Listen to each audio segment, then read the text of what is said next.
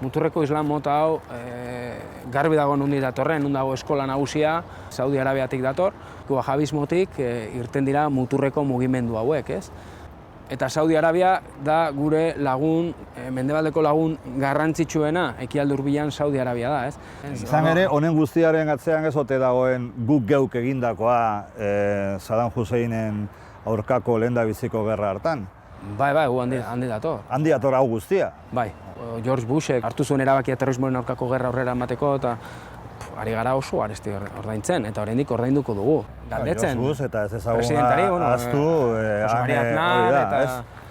oinak mahai gainean jarrita, Blair eta Aznar zeudela. Bai, eta agintari hauek, gaur egungo agintariak ohituta daude, gerrak zuzentzen dituzte beti inkestak begira, hurrengo hauteskundei begira, eta beti telebista batean, puntu berde horiek ikusten dituzte, bombak nola erortzen dien, ohituta daude horrelako gerrak zuzentzen, ez? Eta niretzat gerra bat zuzentzeko usandu egin behar da, ikusi egin behar da, ikutu egin behar da, eta negar egin behar duzu hortan, ez? Orduan, gero erabakiak hartu eta ez da hortain erreza izango, ez? Gerra bat hastea, hola edo hala. Nazkagarria dago.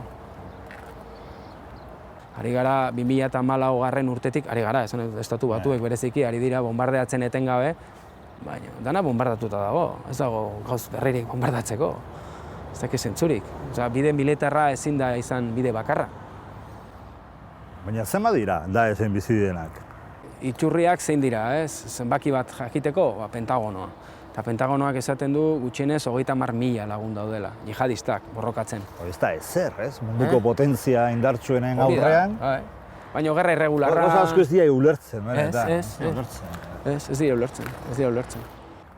Horregatik, gertatzen dira, guri ez egiten diguten gauza asko edo bestelako, konspiranoiko jarrita, noski, baina...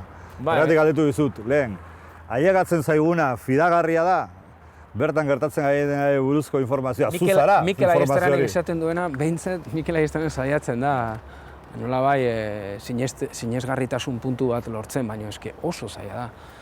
Eta oso zaila da, jakitea benetan zer gertatzen ari den.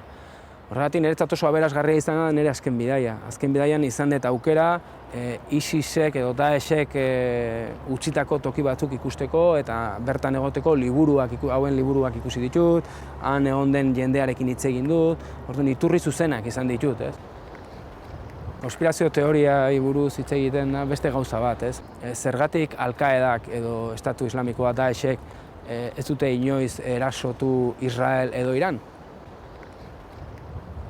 Eta ez dute erantzunik. Herrialde hauetan ez dute inoiz erasorik burutu, ez Al-Qaedak, ez Estatu Islamikoa. Inoiz ez. Juduak eta xiak dira, berez, etxai nagusienetakoak, ez? Eta nian bizi naiz. Eta han sentitzen duzun segurtasuna ez duzu inguruan sentitzen.